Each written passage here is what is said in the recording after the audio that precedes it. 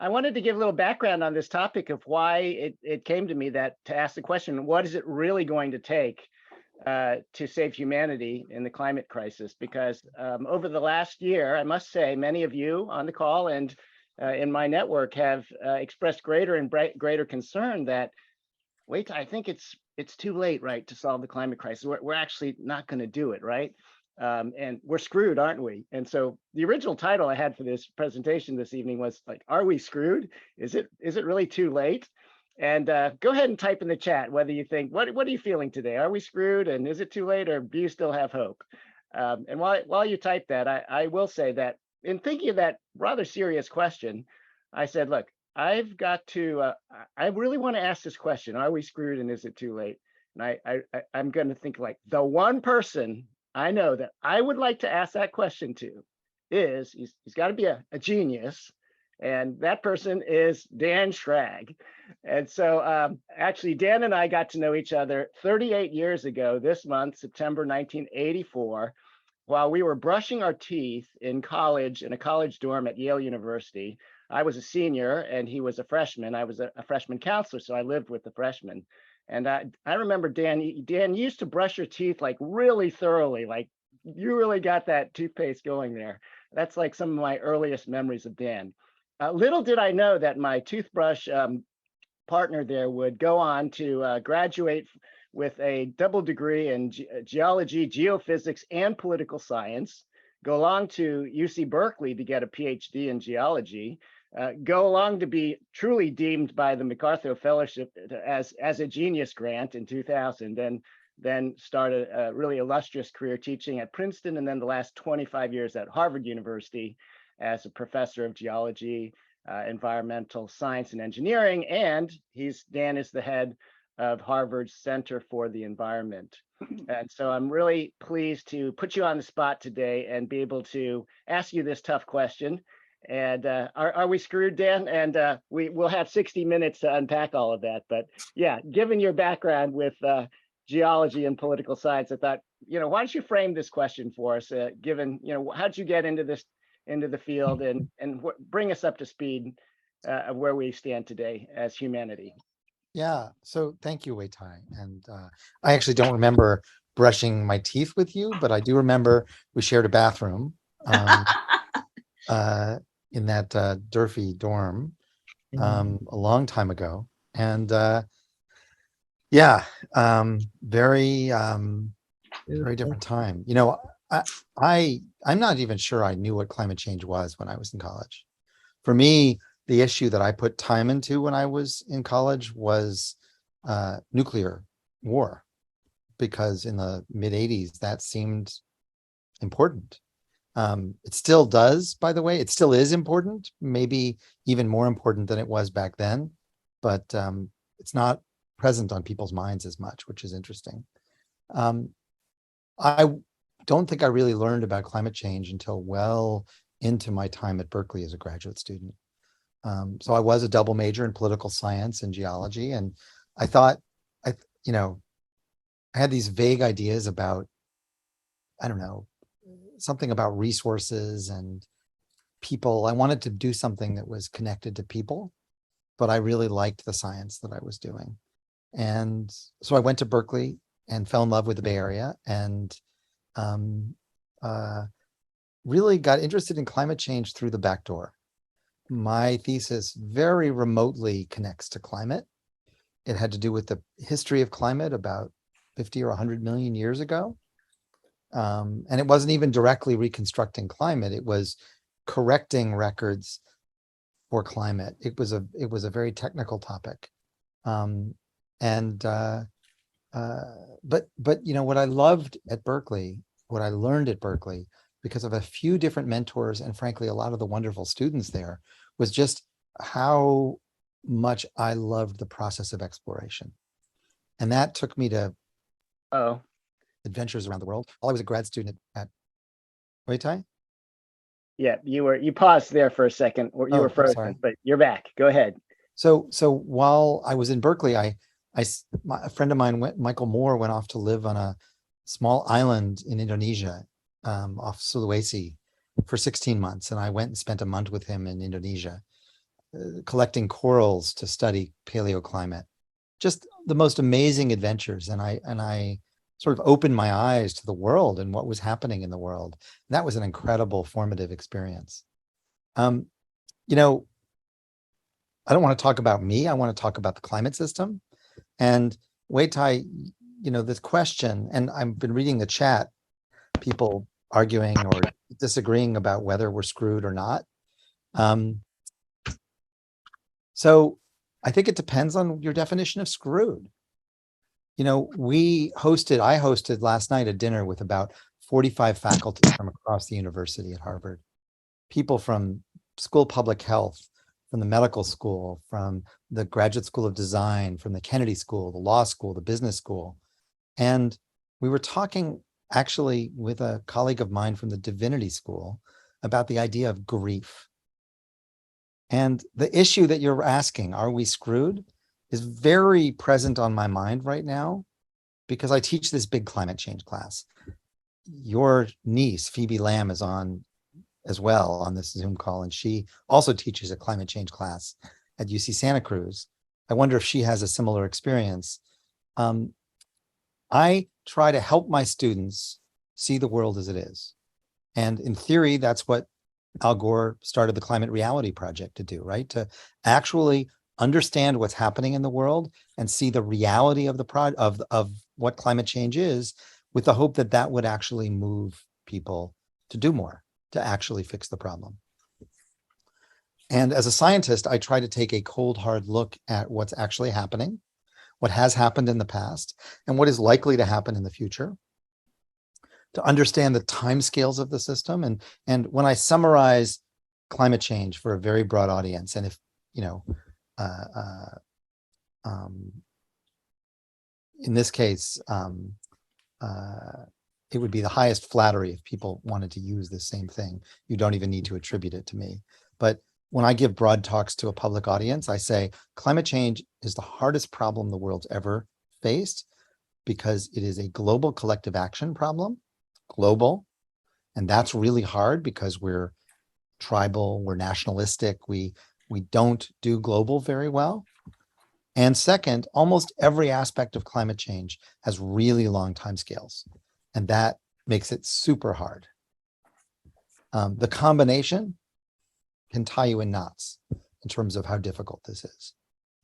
So it is very difficult. And one of the things I do in my course, my own trajectory changed a little bit. I used to just study the history of climate. And then I started studying modern climate dynamics and modern climate processes and a little bit about the future. But I got frustrated giving talks about climate change and not actually telling people what they could do about it. And I realized I didn't know what I could do about it. So about 20 years ago, I started working on energy technology and energy policy. And I was so fortunate to have wonderful colleagues like my dear friend, John Holdren, who had an office down the hall. John was President Obama's science advisor for 8 years. And he introduced me to the real world of policy, both in Washington and around the world. He and I run a program in China collaboratively with Tsinghua University that has, you know, been an incredible source of inspiration and learning for me about thinking about decarbonization at a global scale and the incredible impact and power that China has in this process. In any case, I started working on energy technology and energy policy, and they became a big part of what I do. And I incorporated that into this class. So in this class, students don't just learn about the problems of climate change. They don't just learn about the impacts of climate change. We talk about adaptation. We talk about how people can deal with it. And we also talk about decarbonization, but in a very quantitative sense. And that means every student in my class has to design a zero carbon energy system. We do it for the US. We talk about other countries, but for a variety of reasons, we focus it on the US. But they have to design a zero carbon energy system quantitatively, sector specific. And when you actually look at the real numbers, that's when I have this problem, because many of my students who are enthusiastic and excited to learn about climate change, they want to solve this problem, and they look at the real numbers and about a third of them throw up their hands and say, we're screwed. And I don't believe we're screwed. But it's my job then to make sure they don't fall off that cliff of despair. And it's a really interesting topic because I've got to say, a lot of people in the climate change world, both in the environmental NGO community and in the in governments around the world, including many people I deeply respect in our own policy world in the US, frankly, they lie to the public.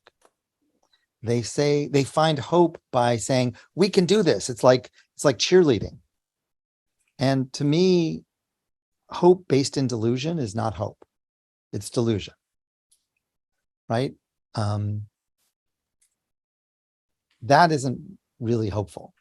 Blind optimism that is ignorant of the situation you're faced with, to me, is not very helpful. I disagree with my friend Carter Brooks, who's online now, who's texting. He was in my class in college with Wei-Tai. I don't know if you knew that. He's an artist now and does really interesting things related to climate and an activist. But I don't think we're screwed. But that doesn't mean we're going to be okay. We're not going to be okay. And the world's not going to be okay. We have already completely transformed the world. And if you understand the timescales, for example, I was in East Greenland 5 weeks ago on an amazing trip to a remote part of Greenland. And it was incredible. I was so close to the Greenland ice sheet, and yet it was so far away. It's so big. I saw so many enormous icebergs, and yet the Greenland ice sheet is so much bigger than that. Just to give you a sense of scale and you know, so people may know that the Greenland ice sheet, if it melted completely, would raise sea level by about 7.2 meters or something like that. But what's cool about that is it's so big that it actually has its own tidal force. What that is that the Greenland ice sheet actually, because it's so massive, it pulls the ocean towards it, just like the moon yanks the ocean around, which creates the tides we're used to. And so the gravitational attraction of the ocean by the Greenland ice sheet is enormous. So the ocean is actually closer to Greenland than it should be, or pulled by that gravitational attraction. If we were to lose a seventh of Greenland, melt a seventh of a Greenland overnight, sea level would rise 1 meter. Okay? 1 meter globally averaged. And most places far away, you would see about 1 meter of sea level rise. But if you were standing at the southern tip of Greenland, sea level would actually fall 19 meters. And that's because you've lost the mass on Greenland. So the gravitational attraction is less, and the ocean would actually recede, even though everywhere else it's rising. That just gives you a sense of the scale of what we're dealing with. The scale of the Earth system is enormous, and Greenland is tiny compared to Antarctica. It's puny. It's about 8 times smaller. So we're dealing with the Earth system that is just enormous and has these really long time scales. And the most depressing part of my course is the energy systems of the world, which are also incredibly long time scales, much more than we think. You know, Wei-Tai, I'm inspired by all the things you've been doing, decarbonizing. You know, you've switched to heat pumps and switched to electric stoves for heating. It's just awesome. But you also live in Northern California, where heat pumps make a lot more sense than they do in a climate like Cambridge, Massachusetts. It's cold here. Even now in September, much less, you know, in February. And so heat is complicated. It's hard. Just to illustrate how difficult this is when you start to confront the numbers, friends of mine at Princeton recently did a very careful study of what a net zero economy looks like for the US. And they did the stuff that we couldn't possibly do in my class, which is they designed the grid, they designed where the different renewables would go. And for their low carbon scenarios, they estimated that something between 250% and 400% additional transmission was required. So to put that in perspective, currently the US has about 300,000 kilometers. It's actually gigawatt kilometers, but think of it just as kilometers of big transmission lines. We would need to add about 1.3 million additional kilometers of transmission, given the grid the way they designed it to maximize the use of wind and sun. Just to put that in perspective, we're building about 2,000 or 2,500 kilometers a year. So this is like 500 or 600 years of current construction rate. Dan, I'm hearing like lots of difficult things here. And you're frozen again with your...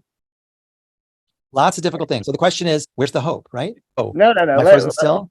No, Am I back?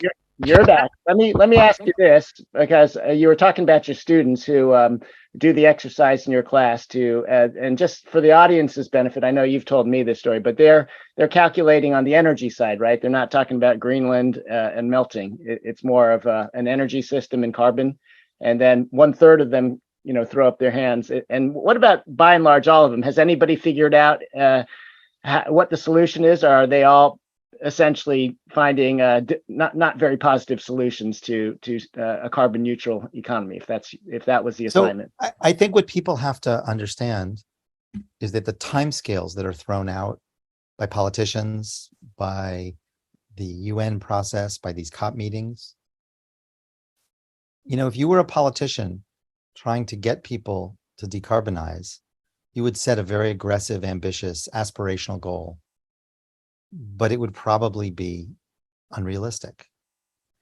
The fact is, that's true for almost all of the goals that the world has set. But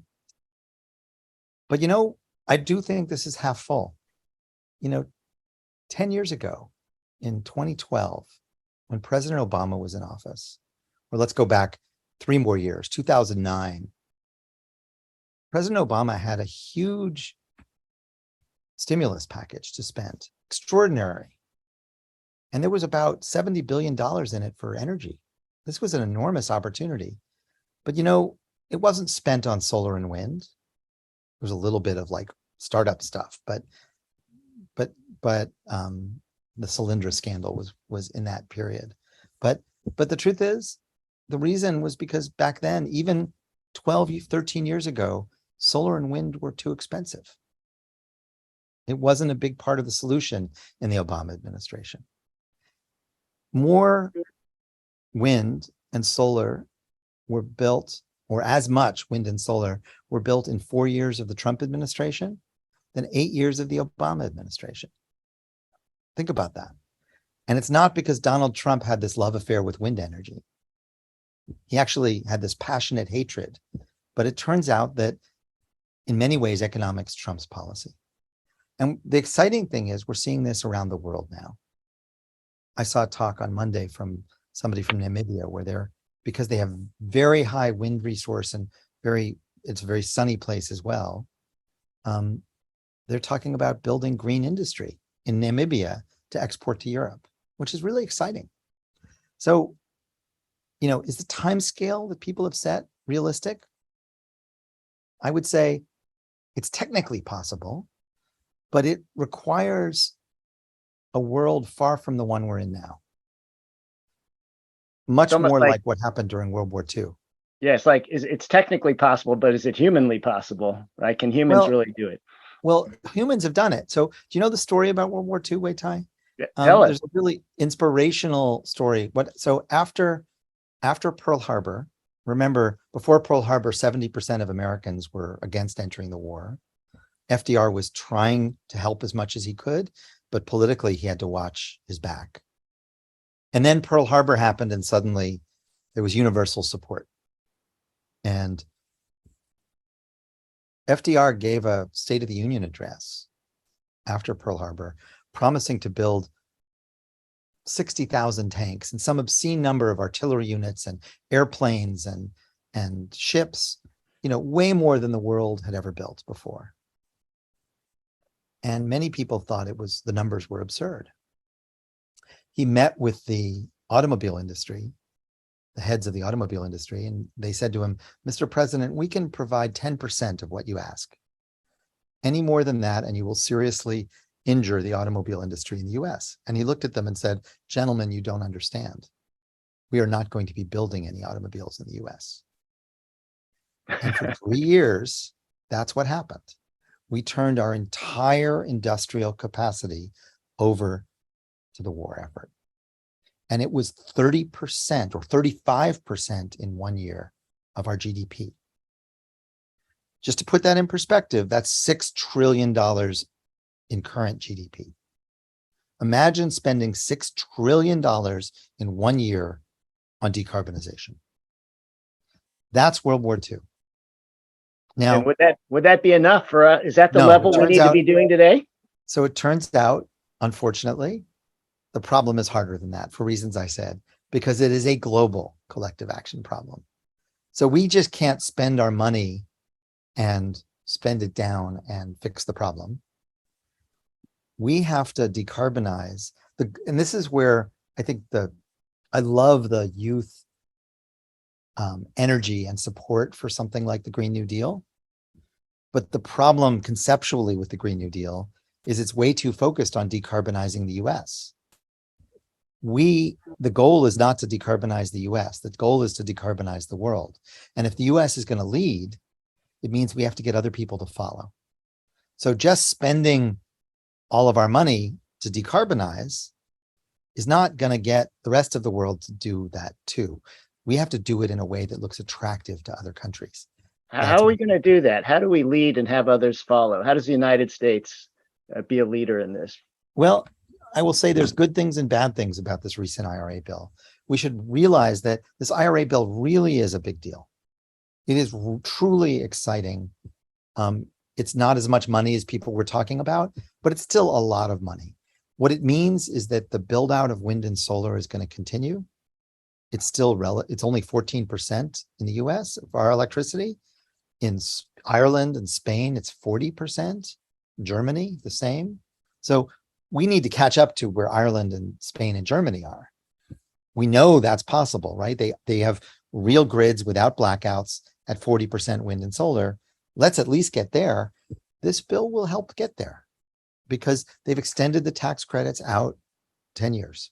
And that's really important. And there's a lot of other stuff in this. What is not there is any kind of regulatory pressure. We've abandoned any effort to regulate carbon or put a cap on emissions or a price on carbon. We're just focused on industrial policy, incentivizing new industry. But you know what? That could be very effective. If we really do invest in new factories for new EVs, the price of EVs in 5 or 6 years could be cheaper than an internal combustion engine vehicle. And then it's going to be really exciting. I thought that California's new regulations were too aggressive. We'll see. It could be really interesting. Yeah, we in California just made that into a law that right, 2035 is our target for new passenger cars to be all zero emission. The question is what happens in 2032, but you can always change the law. But we'll see. We'll see what happens. To me, it's incredibly exciting. And the important thing is not to watch the numbers of cars in California or anything like that. It's to watch the investments by the automobile manufacturers. They are building new factories. They are increasing their capacity. And I think that's the exciting thing to watch. Sure. Now, I think the fact that they're reducing the cost of cars here will benefit the rest of the world. I mean, in America, we benefited from the fact that the Germans were probably 10 years ahead of us in the solar industry, and they really helped drive the cost down. So when the Americans finally got in the game, we've enjoyed a lower price because of what their government did. Yeah, that's right. I think it was really good for the world and maybe folly for Germany because they actually didn't bring the price down very much, but they got the Chinese interested in doing it. So then the Chinese sort of basically crushed the German solar industry. So and then the price came down. So it's an interesting decision about how you invest. The German story, I think, is one of both really exciting history, but also has some caution. You know, Germany now has some of the highest electricity prices in Europe, and that's tough. So, you know, we saw this last spring when Russia invaded Ukraine and gasoline prices spiked in the US.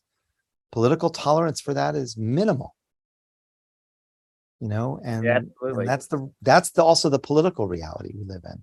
So it's tough. Well, talking about, rising prices of carbon-based fuels, you mentioned putting a price on carbon just now, and I know many people on this call are interested and work also with Citizens Climate Lobby to lobby for a U.S. and global price on carbon. What are your thoughts on how we get there, or what are the ways that what's your assessment of where we're at and how we could get there?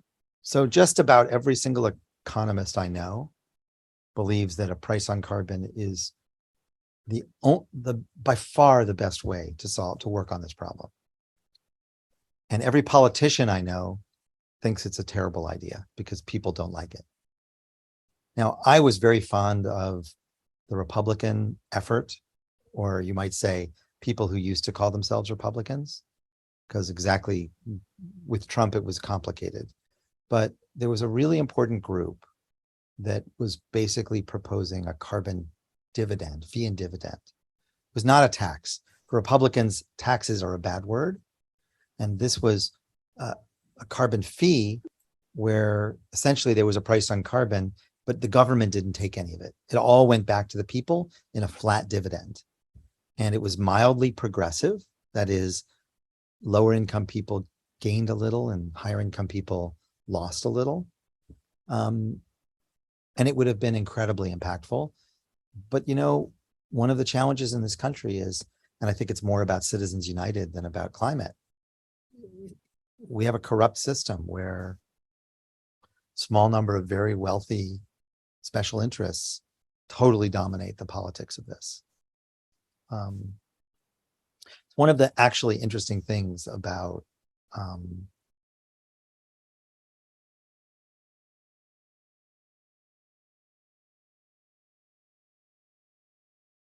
think we're one of the interesting things about oh, am I frozen again? Go ahead, go ahead. You come back in high speed, so Okay. go ahead. One of the great things. So there are all these companies like Google, like BlackRock, like Walmart, like Microsoft, who talk the talk, and they are, I believe they are genuinely concerned about climate change, and they're spending some money buying carbon offsets and talking about their carbon footprint. But if you ask the question, okay, how much money are you spending on lobbying in Washington on this issue? The answer is very close to zero. The fossil fuel industry, led by the big oil companies, are lobbying or investing money in lobbying and political campaigns on this issue about 13-1. The environmental groups that raise a lot of money are not putting money into political campaigns. And the oil companies are. And guess what? That seems to matter. So I've been trying to figure out for many years a way of breaking through and convincing, basically seeing a shift in the politics in this country where Republicans and Democrats would fight about what to do about climate change, but not about whether it exists. Right. Dan, do you look at other countries like major emitters like China, India, Russia, let's say Japan, and the EU, broadly speaking, and look at the influence of big corporations in those countries? Are they subject to the same thing, or what you're talking about more a U.S. type of dynamic in terms of? It is a U.S. dynamic. It is a U.S. dynamic. In China, state-owned industries do have a lot of power, but but as you know, China is an autocratic state where the government and decisions like this are made by a very small number of people. In fact, maybe one person.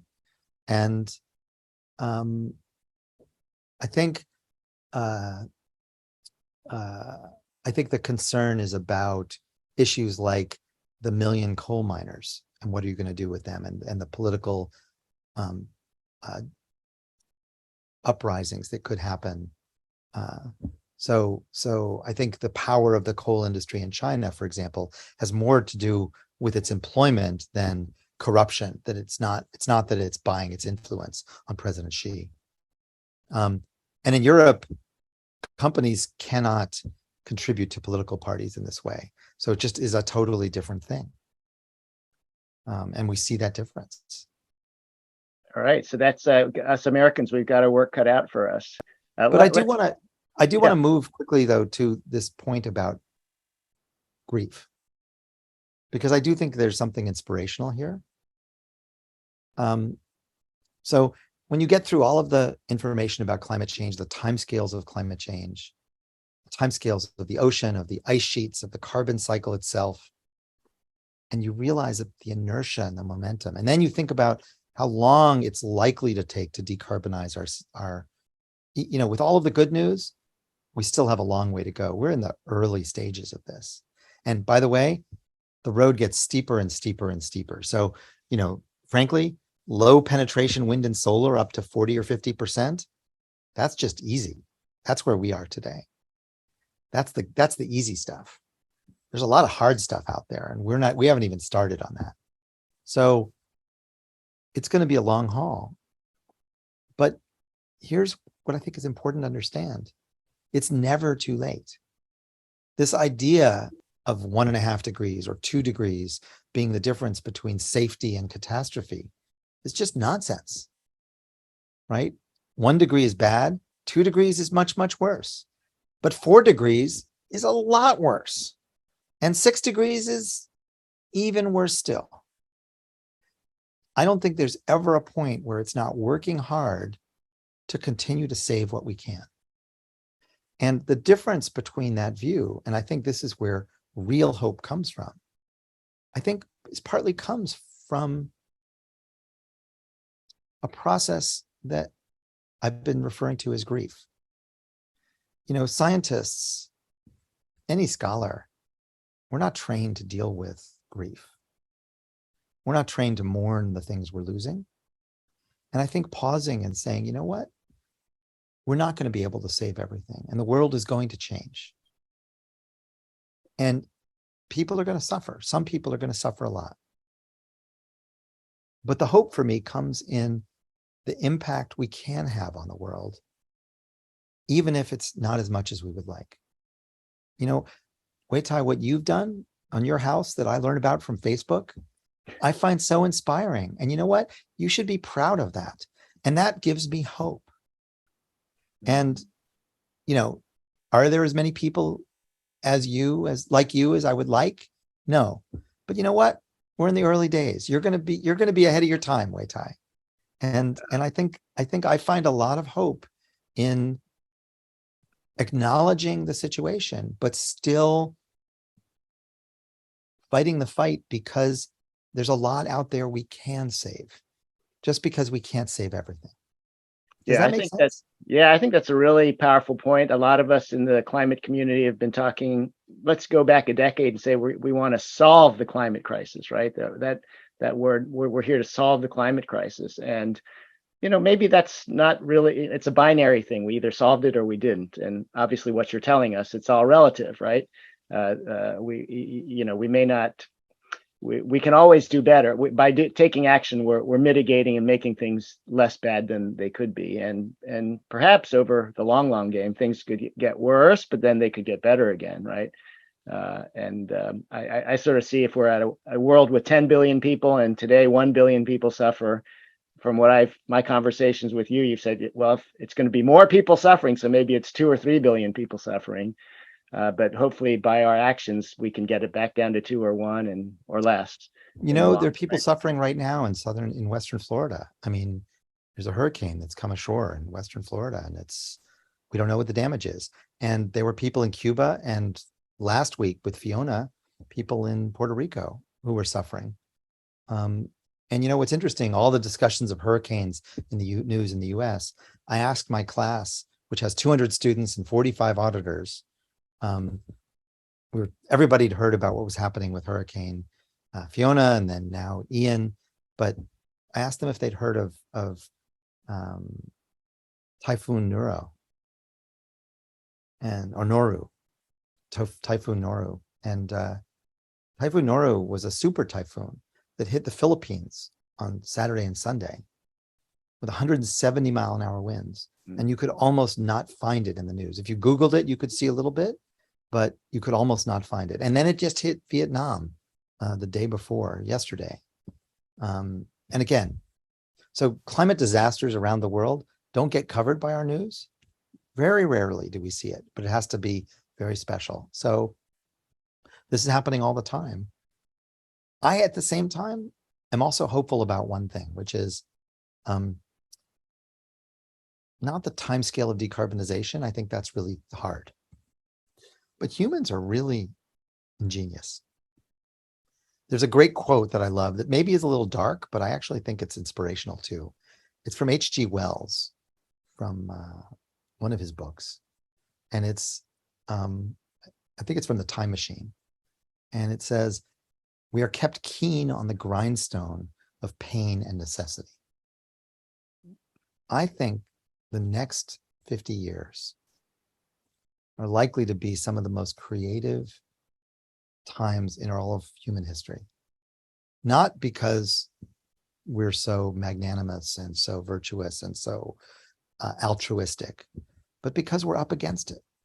I actually think when we really need to do things, and this is something else you can get from that World War II story, when we're really up against it, humans do the most incredible things. And I think that I have a lot of faith in that. Well, we just saw that with the pandemic, right? Where airplanes didn't fly and we suddenly, right, didn't go to work, or all these things. That's, to me, maybe that's a half-empty story. I don't know. Do you know how much emissions dropped when we changed our behavior so drastically in 2020? Tell us. A little, around 5%. So for people who think that, changing our behavior is the way to solve climate change, I find that a troubling statistic, that, we'd certainly changed our behavior as much as anyone could imagine in a very short period of time. And it still only had a 5% effect. Well, let's talk about changing our behavior and I want to ask this question, framing in terms of the United Nations, and how do humans currently work with each other and react with each other, and the time scales, the ways that governments work together. But we've got our nose up on the grindstone, as you said. We're going to feel pain in the next 50 years. This will be really challenge the governance structures that have historically been here. And as our society, as humanity, the way we're set up with a United Nations, with Republican Party and Democratic Party and so forth, how are we going to do from a governance perspective? And what type of changes would you expect, or would you recommend that we need to be working on?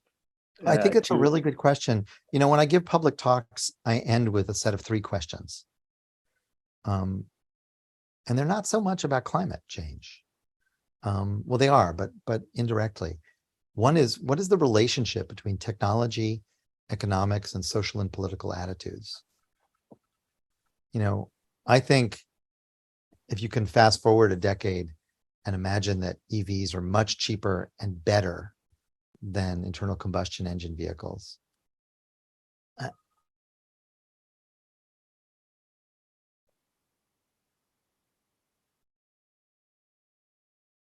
I suddenly think attitudes about climate change. Child labor is considered absolutely unethical and inappropriate. 200 years ago, child labor was just what people did, right? That was just normal. One of the great byproducts of the Industrial Revolution was making child labor seem immoral. And there's a lot been written about this for, things like the cotton gin and slavery, and the relationship between technology and ethics and morality. It's not, ethics and morality aren't something off on their own. They're actually connected to all of these things. And I think we're going to see attitudes change. But the other questions are just as important. How will our perception of the climate problem change as new technologies are developed? But also, how will the politics of climate change shift as our experience of climate change grows? And what's clear to me, and I think what's clear to many people on this Zoom call who have thought about this, is that the current path doesn't make sense. We're not going to just take this path into what looks like a path heading towards catastrophe and keep going. We're going to change course. And I'd like to change course as quickly as possible because that's better. But it's going to come. And the question is, how is it going to come? Because Yeah, but who's the we, Dan? Who's the we that has to change course? We as an individual. I'm not sure about this, but I actually think we've always had this very US centric view of this problem, that the US is going to lead the world somehow. And we've been a very important role in innovating and creating new technology for the information age, for high tech, for biotech. But you know what? It doesn't have to be the US. This may not be our dance. I think the global politics of climate change are going to change. You know, the structure of the Paris Agreement, where every country created these nationally determined contributions, these NDCs.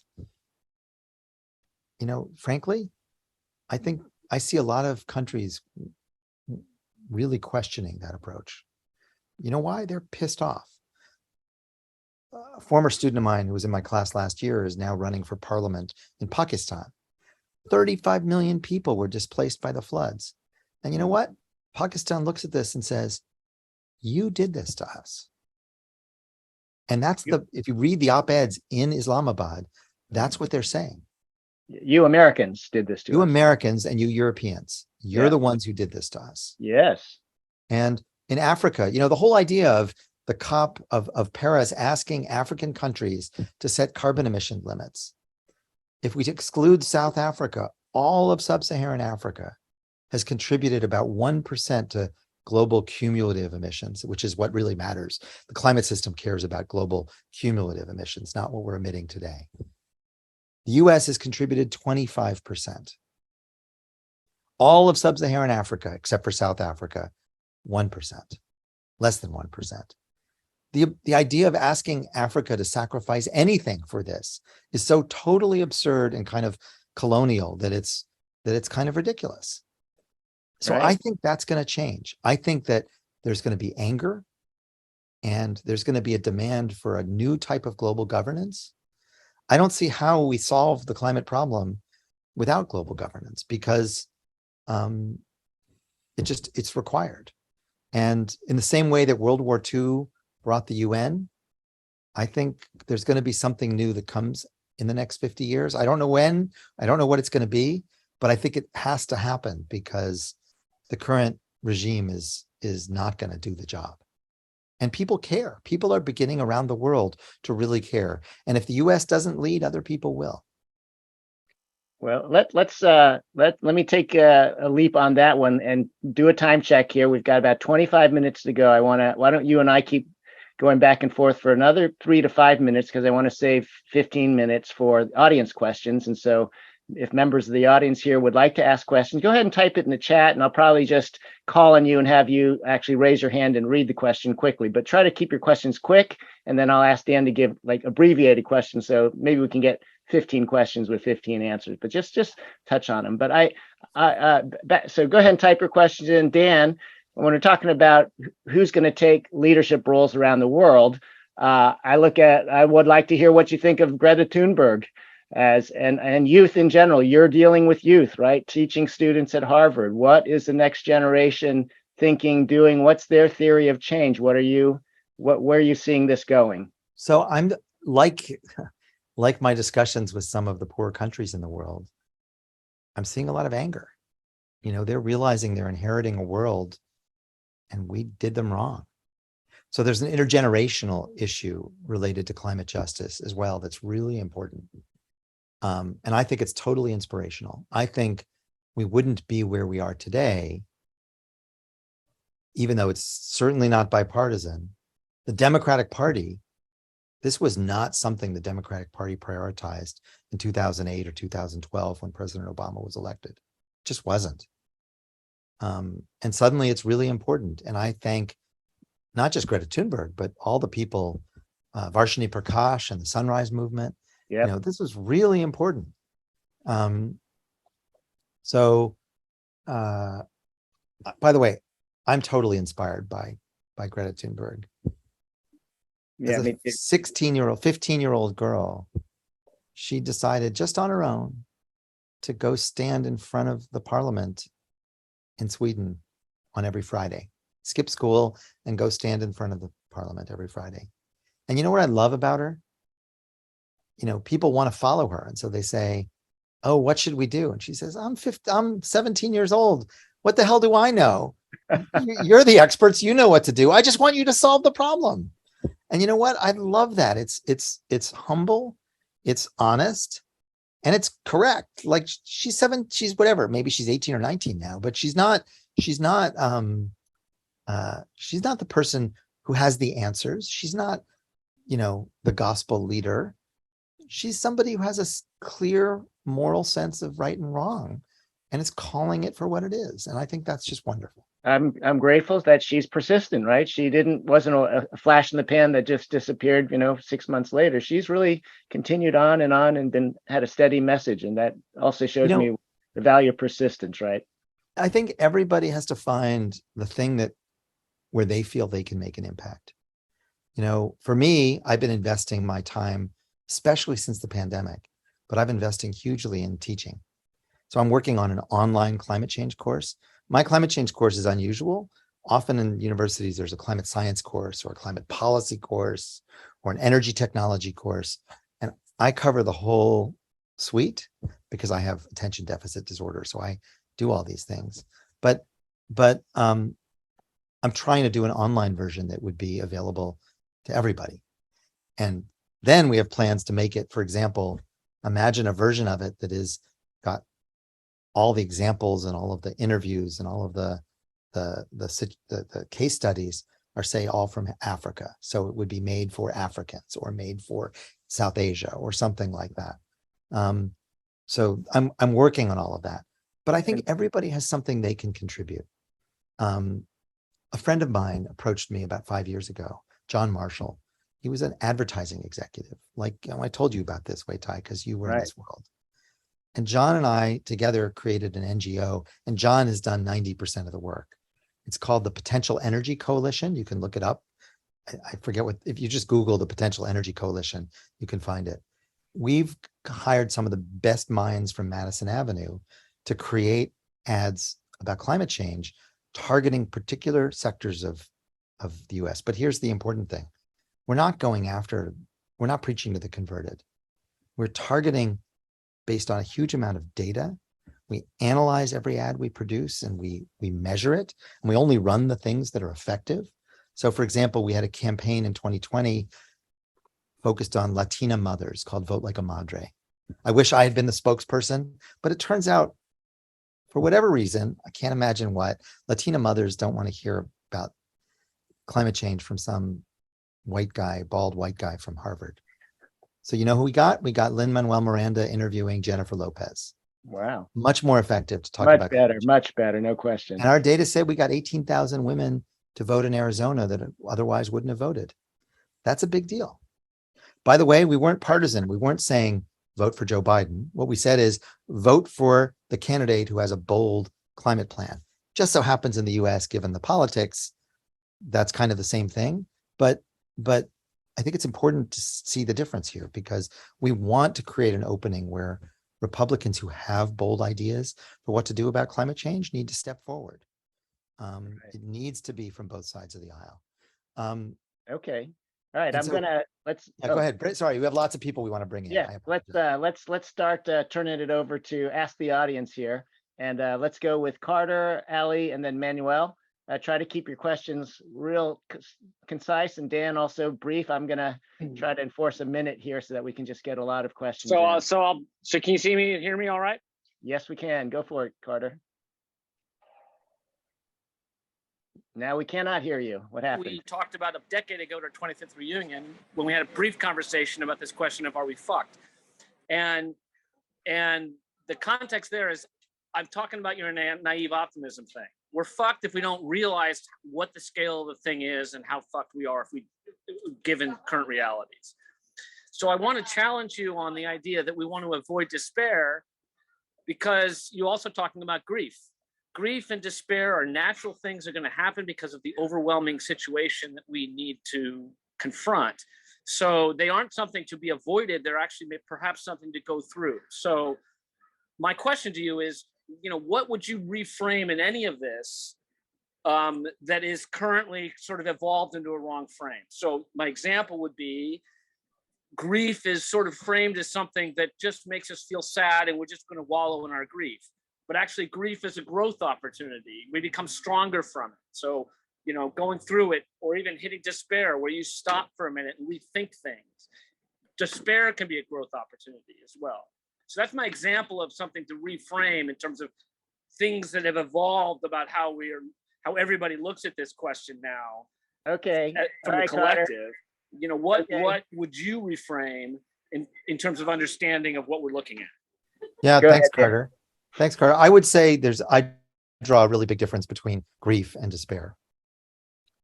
I think grief, by the way, and I was corrected by this wonderful minister named Matt Potts, who's a professor at Harvard Divinity School. He doesn't see grief as an emotion. Grief has many parts to it. It's a process. Whereas I see a huge difference there. I think grief is a way of emotionally responding to the world as it is, whether it's coming to grips with your own mortality, whether it's losing a loved one in a horrible accident, or whether it's dealing with the destruction of nature that you see around you. I think grief is a way of processing that and understanding it, and ultimately opening up your mind to see how you can move on and be productive. And I think, many, and I think this is where religion actually becomes interesting, because there are a lot of chaplains and various religious people in hospitals, for example, who, they know that when you talk to somebody who's just lost, who's been diagnosed with terminal cancer, you don't say everything's going to be okay.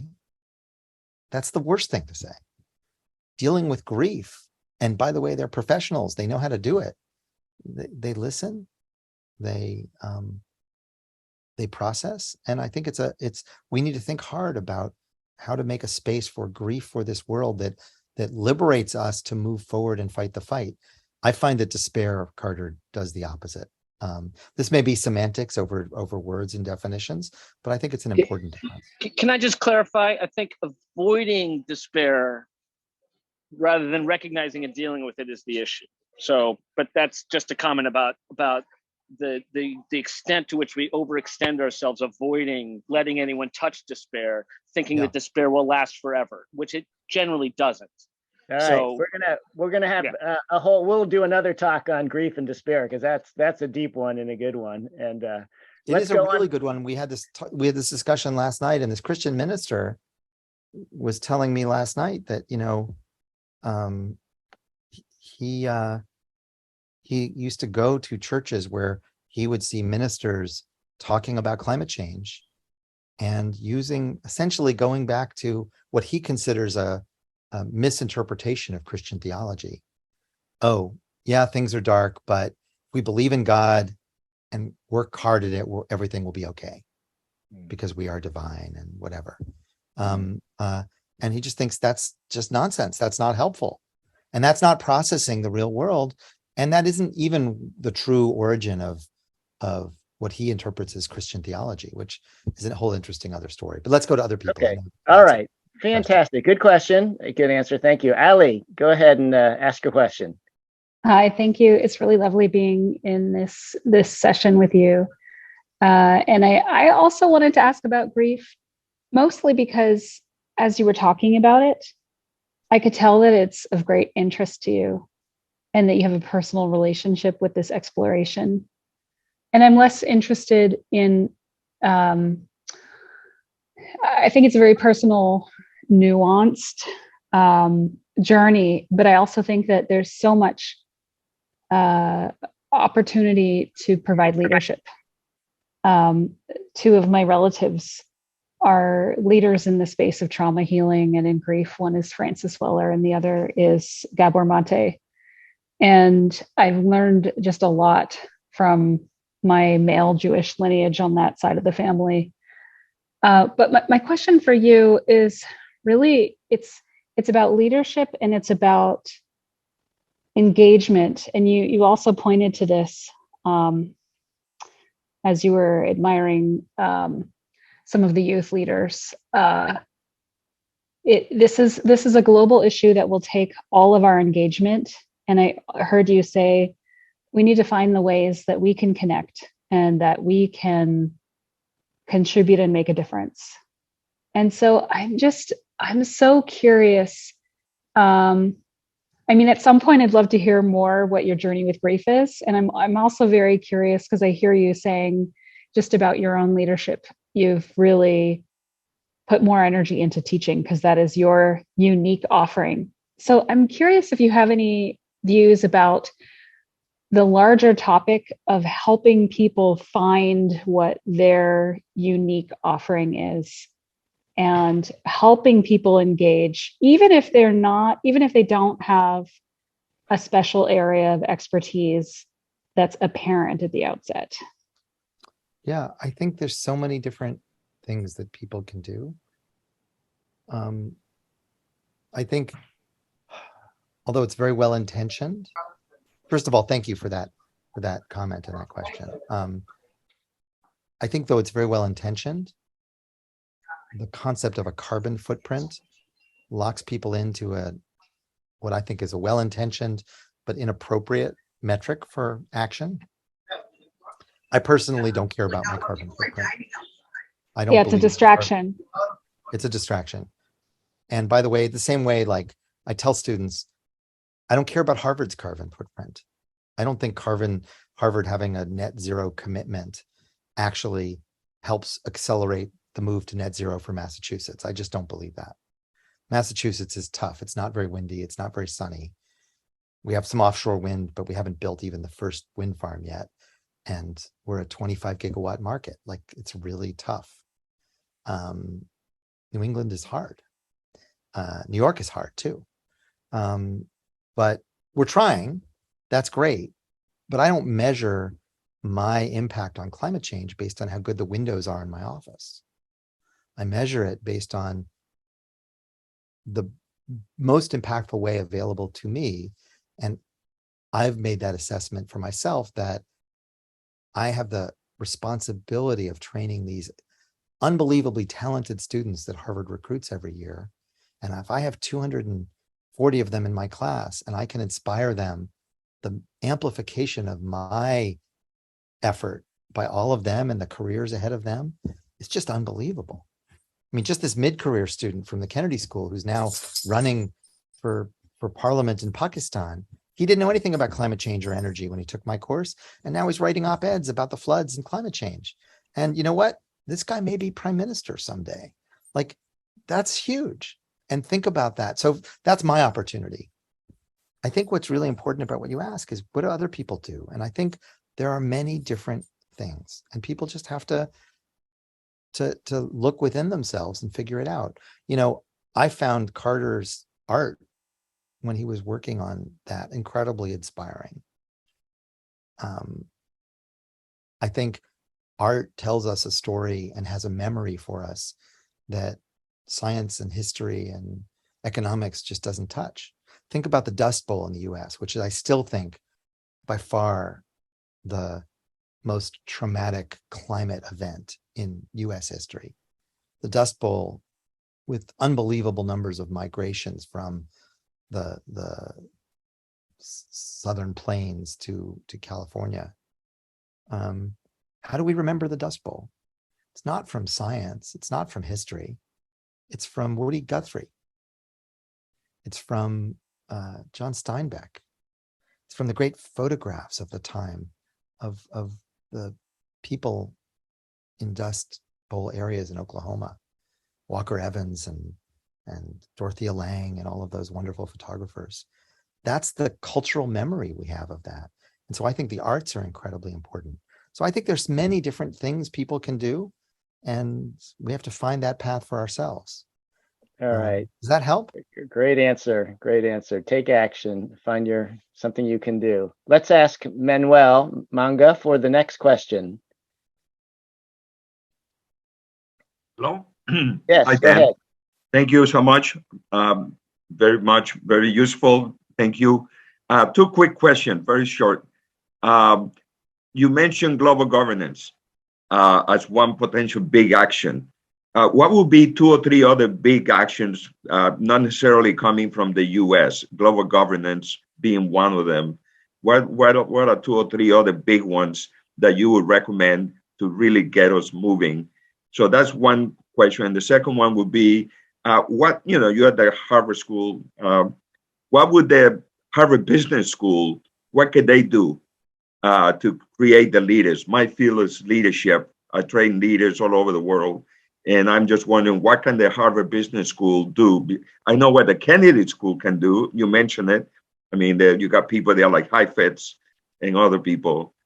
So anyway, that's it. 2 big, short questions. So you like Ron Heifetz. That's interesting.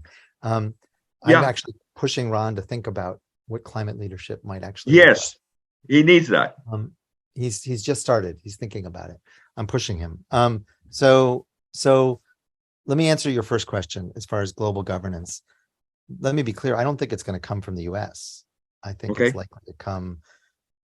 Let's be clear. We're the bullies of the world. No question.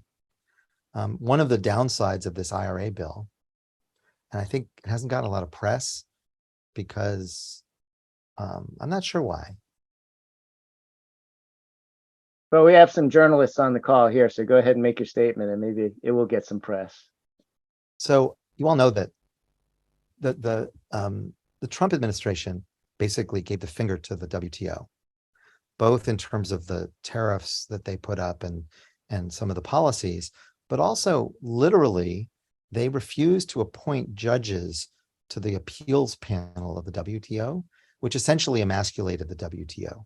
So if a country was to take the US to the WTO, remember it's a treaty, we've ratified it, so it's a law of the land. But somehow, even though it's in the Constitution, we don't treat treaties the same as laws. People don't get upset when presidents break treaties, even if they've been ratified, even if they are constitutionally legitimate. We don't treat treaties the same way. So we essentially, now if a country were to take us to the WTO and the WTO were to find against us, we would appeal it, and the appeals group does not have a quorum, so it would just die. So essentially the WTO has no enforcement right now. And what's interesting is Biden has continued that policy. And let me just say very clearly, the IRA, the Inflation Reduction Act, with all of its climate provisions, are totally against all of the agreements we made internationally with the WTO. All of the sourcing from US or free trade sources, that's all against free trade policies that we've signed. That's against the law of the land. Why? Because the politics of the US, that's where we are right now. You know, when the 2020 election was going on, I commented about the Democratic candidates. You know, they were just as much America first as Trump. It just sounded different because they had different policies that were progressive and good, but it was just as America first. There was not a single candidate stepping up and saying, how can we help solve this global problem by really providing leadership to think about what South Asia is going to do in this situation? That wasn't it at all. It was all, even Elizabeth Warren was basically saying, let's invest in climate change so we can have lots of American jobs. You know, it's a different form of the same America first vision of Trump. And so I don't think the global governance is going to come from the US. I think it's going to come from. Any other big action that you would recommend? Okay, we got that was a Great question, great answer. We got Thank you. only 2 minutes left. Let's go to Peter, Joseph, and Cynthia, and Thank then you, we're going to Daniel. wrap it up. Thanks for the great question. Peter. Hi, Wei-Tai. And Dan, thank Good you to see so you. much for an excellent presentation. I really appreciate it. Peter Joseph, San Anselmo, California, session What a 3 beautiful place. I used to go mountain biking with a friend there. on Mount Tam. Okay. Session 3, 15 years ago. So you mentioned probably the Climate Leadership Council, I believe, George Shultz and his friends, carbon fee and dividend. And then we're talking about just now global governance. It seems to me we sort of have a global governance system on the planet, which is the global economy. And why not, if the US were to enact a carbon fee with a border carbon duty, wouldn't that kind of act like a global governance that just shifts the economy towards pricing carbon emissions the way they ought to be? What do you think? So again, this is a question that I would turn back to you. Think about the IRA. The IRA puts about 36 or 40 billion dollars a year towards climate action in the US, which is a really good thing and desperately needed. It's a really good thing. It also continues to erode any engagement we have with the WTO, which was in fact the only really powerful form of global governance that exists, because the UN is pretty dysfunctional, in my view. So is it worth it? Is sacrificing the, we're helping the US lower its carbon footprint, but we're weakening the global governance that we're going to need to get other countries to do it. So yes, I agree with you. The World Economic Order is a potentially really powerful tool, but it's not. I don't think the World Economic System is going to do this on its own. I think this is going to happen. I think there hasn't been enough discussion of whether the very nationalistic components of the IRA may be short-sighted, because again, it's not just about decarbonizing our economy. We have to convince a lot of other countries to do the same. And I think we just made it a little bit harder to do it, which is interesting. Very, very interesting comment. You guys see why, every question that Dan asked could have like a whole conversation and keep going on and on. I still have like a dozen questions here to ask Well, you. it's a big subject. This is a big These subject. are big subjects. So thank you for trying to pack it all in here to 60 minutes. Let's go with Cynthia up in Canada for asking the last question tonight. Thank you. Thank you, Wei-Tai. I'm just very interested that you said, why should we always look at US to lead in this, the biggest challenge of mankind? And so far, we have talked mostly about US-centered kind of initiatives and policies and efforts and all that. So how, and at the same time, you also said, we all know very well that there's so many countries, especially the people of color countries, they are so angry because we know why. And how can we sort of can do to change their anger into energy and working with us together? Because we cannot afford to have this you and us and me and you and this us and them, because I remember the drawdown project. There are plenty of examples of the wisdom and the terrific lived experiences of those poor country people, how they sustain, how they try to manage.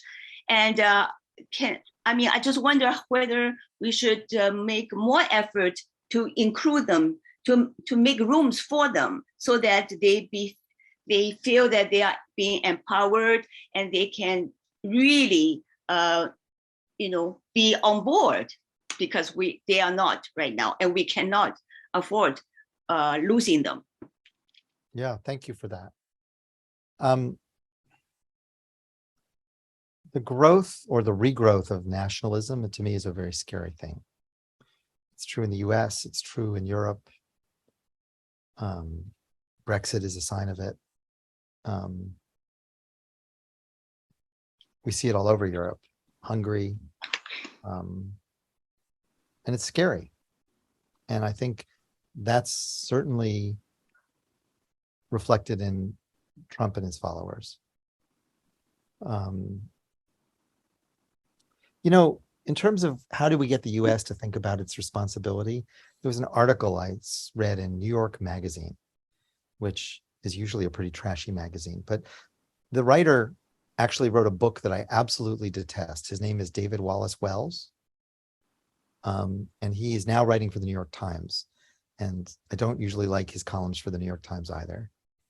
And he wrote this book called The Uninhabitable Earth that is absolutely awful because it makes it sound like we're all going to go extinct because of climate change. And that's just not true. But he wrote this one article that I think is spectacular and is a good way to end the evening, Wei-Tai. It's about the idea, and I think he used this in a provocative way.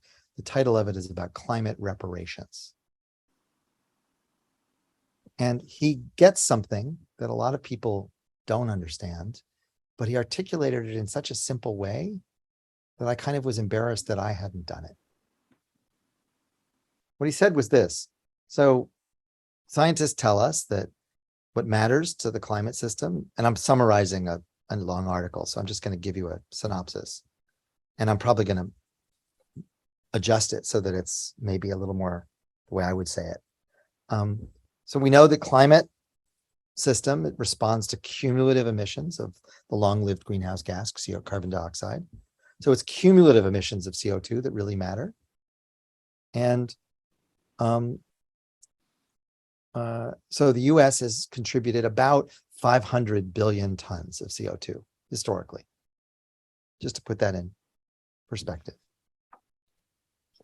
Not all is fossil fuel, some is in land use, but it's about 25% of the world total. How about a very simple principle, which is each country should clean up its own mess. And if you did that, you could talk about pulling the CO2 out of the atmosphere. Now, there's a big argument going on in my world about what it costs. Oh, good. Somebody posted it. Thank you, Peter. There's a big argument about what it costs. And, you know, there are people claiming that it's cost $20 or $30 a ton. Other people are saying it's 400 or 600. If I had to guess, it's between $200 and $400 a ton, but it doesn't matter. David chooses in this article $100 a ton because it's a round number, and it doesn't matter whether it's 100 or 300. Just take 100 as a round number. That means the US owes the world $50 trillion. That's not for decarbonization. That's not going forward. That's for the mess that we have already made. That's completely separate from anything we have to spend